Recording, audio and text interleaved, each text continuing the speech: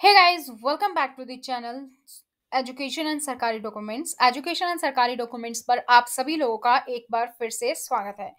तो जो हम सीरीज कर रहे हैं आधार सेंटर एग्जाम के लिए, आधार सेंटर लेने के लिए जो आपको एग्जाम देना होता है ऑपरेटर और सुपरवाइजर का, एग्जाम एक ही होता है। आपको पासिंग मार्क्स के अकॉर्डिंग ऑपरेटर या सुपरवाइजर का सर्टिफिकेट दिया जाता है, जिसके बाद आप आधार सेंटर खोल सकते हैं। तो इसी सीरीज में हम अभी तक चैप्टर 7 कर चुके हैं। चैप्टर 8 और चैप्टर 9 बचा है, तो 2 चैप्टर अभी हमारे बचे हैं। आज की इस वीडियो में हम चैप्टर 8 करने वाले हैं, चैप्टर 8 कंप्लीट करेंगे, जिसका नाम है ऑफेंसेस एंड पेनल्टीज। तो अगर अभी तक भी आप लोगों ने इस चैनल को सब्सक्राइब नहीं किया है तो इसी तरीके की और वीडियोस पाने के लिए चैनल को सब्सक्राइब करें, साथ ही बेल आइकन को प्रेस कर लीजिए ताकि जैसे ही वीडियो अपलोड होती है उसकी नोटिफिकेशन आप सभी लोगों को मिल सके। और इसके साथ अगर आप जानना चाहते हैं कि कैसे आप जो है कितने नंबर का एग्जाम होता है, कहाँ से क्वेश्चंस पूछे जाते हैं, क्वेश्चंस इसी पीडीएफ में से पूछे जाएंगे। ये 500 प्लस क्वेश्चंस है और इस पीडीएफ को आप नीचे डिस्क्रिप्शन में दिए गए लिंक से डाउनलोड कर सकते हैं। अब ये पीडीएफ हिंदी में भी अवेलेबल हो चुकी है, तो वो भी आप नीचे जाके डिस्क्रिप्शन बॉक्स में लिंक है, वहां से आप इसको डाउनलोड कर लीजिए। तो अब अगर आप देखना चाहते हैं मॉक टेस्ट क्या होता है या इस तरीके की वीडियोस भी चैनल पर अपलोड कर दी गई हैं, तो शुरू करते हैं आज का चैप्टर ऑफेंसेस एंड पेनल्टीज। तो आज की इस वीडियो में हम देखेंगे कि क्या क्या ऑफेंसेस पर क्या क्या पेनल्टीज दी जाती हैं। तो question number first, whosoever impersonates and attempts to impersonate another person, whether dead or alive, or real or imaginary, by providing any false demographic information or biometric information, shall be punishable with imprisonment for a term which may extend to dash years। अगर कोई भी आदमी कोई और personality बनने की कोशिश करता है या किसी और पर्सनालिटी को दर्शाता है, जिसको भी वो बता रहा है या जिसको भी वो बनने की कोशिश कर रहा है, वो दूसरा आदमी जीवित हो सकता है, मृत हो सकता है, वास्तविक में हो सकता है या सिर्फ इमेजनरी हो सकता है, या फिर कोई भी गलत डेमोग्राफिक इंफॉर्मेशन दे रहा है, गलत बायोमेट्रिक इंफॉर्मेशन दे रहा है, तो उस इंसान को पनिश दी जाती है, उसको जेल हो सकती है। तो उस जेल को कितने सालों तक एक्सटेंड किया जा सकता है? तो फर्स्ट का ऑप्शन है आपका ऑप्शन सी, उस जेल को 3 साल के लिए एक्सटेंड किया जा सकता है। Question number 2, whosoever impersonates or attempts to impersonate another person, whether dead or alive, real or imaginary, by providing any false demographic information or biometric information, shall be punishable with a fine which may extend to। अब question वही है, पीछे पहले वाले question में jail की बात हो रही थी, इस वाले क्वेश्चन में सजा की बात हो रही है फाइन के तौर पर। तो अगर कोई व्यक्ति किसी दूसरी पर्सनालिटी बनने की कोशिश कर रहा है, कोई भी गलत डेमोग्राफिक इंफॉर्मेशन देके, गलत बायोमेट्रिक इंफॉर्मेशन देके, या फिर वो इंसान डेड है, मतलब मृत है, जीवित है, या फिर वास्तविक है या काल्पनिक है, तो ऐसे केस में अगर फाइन दिया जाता है तो फाइन कितने तक एक्सटेंड हो सकता है? फाइन आपका एक्सटेंड हो सकता है 10,000 तक का आपको फाइन लग सकता है। तो option B. Question number third, whosoever with the intention of causing harm or mischief to an Aadhaar number holder, or with the intention of appropriating the identity of Aadhaar number holder, change or attempt to change any demographic information or biometric information of an Aadhaar number holder by impersonating or attempting to impersonate another person, dead or alive, real or imaginary, shall be punishable with the imprisonment for a term which may extend to dash years and shall be liable to fine which may extend to 10,000 rupees. Same type का question है। अगर कोई भी इंसान कोशिश करता है किसी भी आधार नंबर के साथ छेड़खानी करने की, किसी भी आधार कार्ड होल्डर के डाटा में छेड़खानी करने की, चाहे किसी की इंफॉर्मेशन को चेंज करके, बायोमेट्रिक को चेंज करके, या कोई और उसको पर्सन बना के, तो उस केस में उसको सजा हो सकती है कितने तक की? 3 साल तक की। और जो जुर्माना है वो कितने का हो सकता है? 10,000 रुपी तक का हो सकता है। नेक्स्ट क्वेश्चन भी सेम ही है, इसमें पहले लिख दिया है कि हाँ सजा हो सकती है 3 साल तक की, और फाइन कितने तक का हो सकता है? तो फाइन हो सकता है आपका 10,000 तक का। बी ऑप्शन आपका यहाँ पर आ जाएगा। अब चलते हैं क्वेश्चन नंबर 5 की ओर। In the case of a company that is not authorized to collect identity information under the provisions of this act by words, conduct, or demeanor pretends that it is authorized to do so, shall be punishable with a fine which may extend to dash rupees। यहाँ पे बताया जा रहा है कोई भी ऐसी company है जो आपका डाटा आपसे मांग रही है, मतलब वो ऑथराइज नहीं है आइडेंटिटी इंफॉर्मेशन कलेक्ट करने के, कोई भी एक्ट है उसके अंडर, प्रोविजन के अंडर, और ना तो वो बाय वर्ड्स ले सकती सकती है, किसी भी तरीके से आपका डाटा ऑथराइज नहीं है कलेक्ट करने के लिए, तो ऐसी कंपनी जो फेक कंपनी बनती है, तो उसको जो पनिश हो सकता है, कितना फाइन हो सकता है, उसको जो फाइन हो सकता है कितने रुपए तक का, तो ऑप्शन सी आपका 1 लाख रुपए तक का उसको फाइन हो सकता है। Question number 6. Whosoever not being authorized by the authority intentionally accesses or secures access to the central identities data repository shall be punishable with imprisonment for a term which may extend to 3 years and shall also be liable to a fine which is not less than। तो same ही type का question है, अगर कोई authority है जो आपकी data जो collect कर रही है जो कि मतलब ऑथराइज नहीं है, तो उसको कितने साल तक की, 3 साल की सजा हो सकती है और फाइन कितना देना हो सकता है, जो कि 1 लाख रुपए से कम नहीं होगा। तो ये मिनिमम है आपका, सी ऑप्शन आपका यहाँ पर करेक्ट हो जाएगा। अब है next question, the meaning of computer source code shall have the meaning assign to it in which of the following act. जो मीनिंग है, जैसे अब सारी चीजों की डेफिनेशंस होती है, आपने देखा होगा कि जैसे हम इंडेक्स या कोई भी बुक्स होती है, पीछे एक बनी होती है ग्लोसरी शायद उसको बोलते हैं या जो भी बोलते हैं, पीछे होती है और उसमें एक वर्ड होता है, उसका एक मतलब मीनिंग उसको डिफाइन किया हुआ होता है। तो ठीक इसी तरीके से जो कंप्यूटर सोर्स कोड है, इसका मीनिंग कहाँ पे जो असाइन है, वो कौन से एक्ट में है, तो वो है आपका section 65 of the information technology act 2000, इसमें है ये आपका। ठीक है, ऑप्शन ए आपका यहाँ पर करेक्ट हो जाएगा। इसी तरीके से कंप्यूटर कंटेनमेंट का या फिर कंप्यूटर वायरस का और या आपके डैमेज का, ये कहाँ पर है, ये सभी आपके section 43 of the information technology act 2000 में है। अब है क्वेश्चन नंबर 9।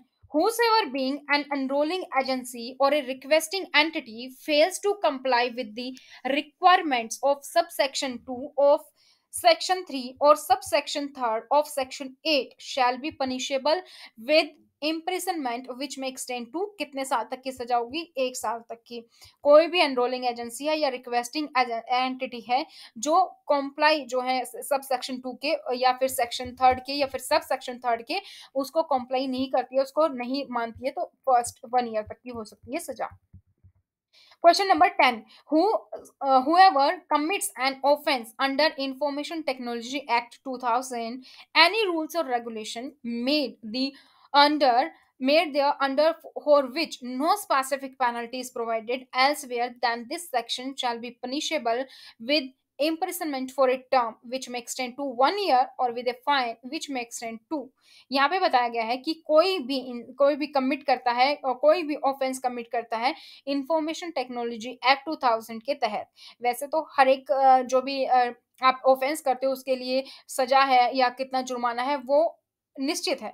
अगर कोई मान लीजिए कोई ऐसी चीज होगी जो कि कहीं नहीं लिखी गई है, तो उस केस में क्या होगा, कोई स्पेसिफिक पेनल्टी नहीं प्रोवाइड की गई सेक्शन में, तो उस केस में जो सजा है वो 1 साल तक हो सकती है और जो फाइन है वो कहाँ तक हो सकता है, 25,000 तक। ठीक है, सी ऑप्शन आपका। Question number 11.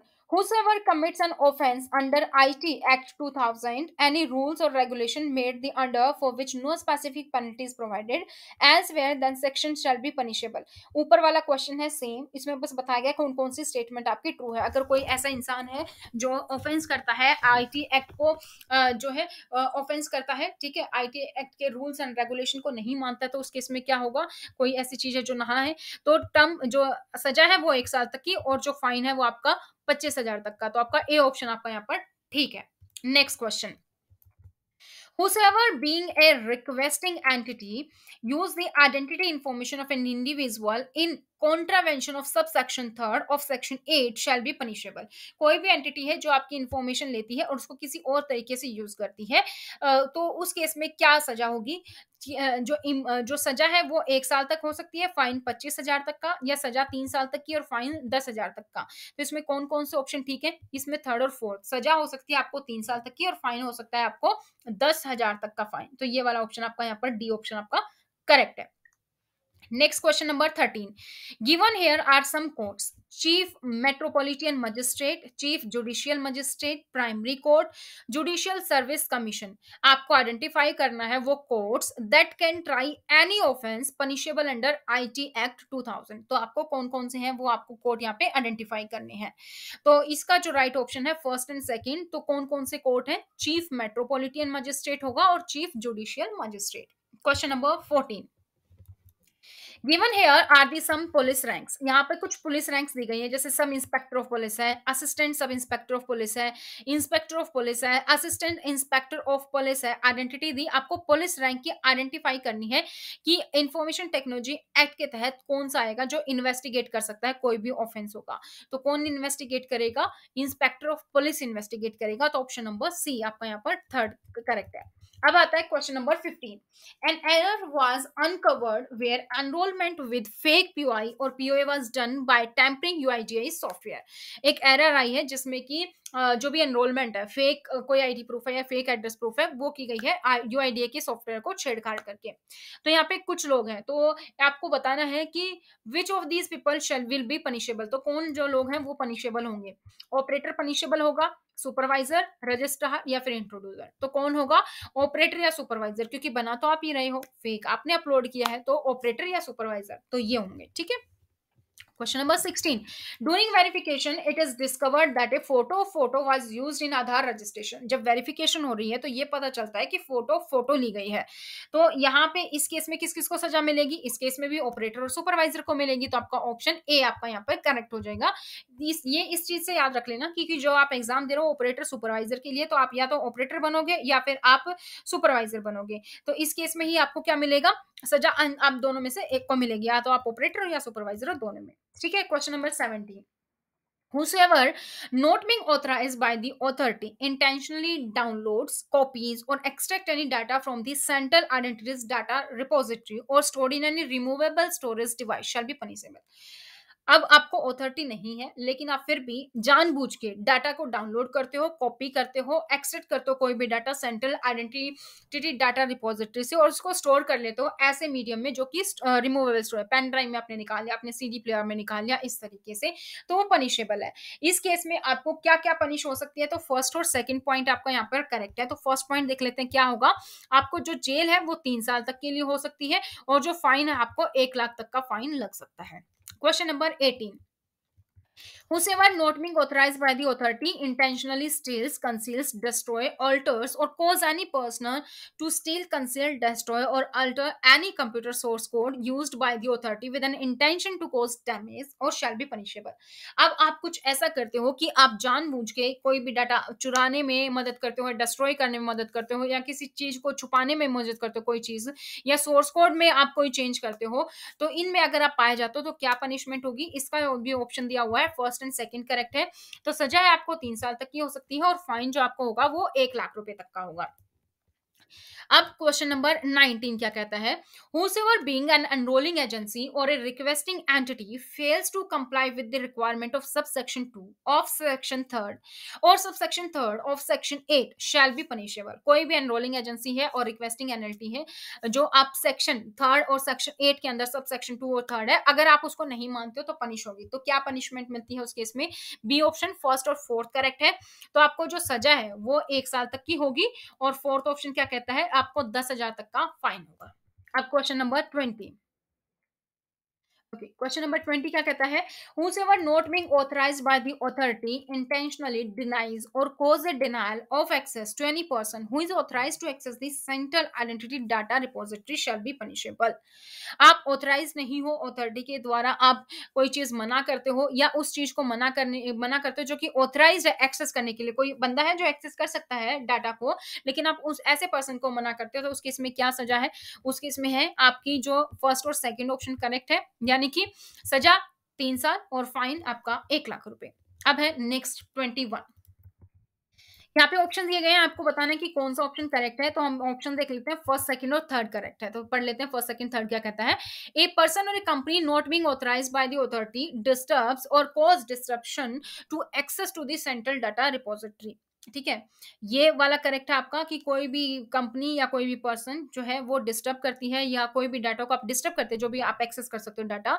सेकंड क्या कहता है? पर्सन और कंपनी डैमेज और cause to the damage data in the central, या आप डाटा को डैमेज करते हो। थर्ड कहता है कि आप कुछ ऐसा करते हो कि उसमें कुछ वायरस आ गया या कोई और कंप्यूटर कंटेनमेंट आ गया।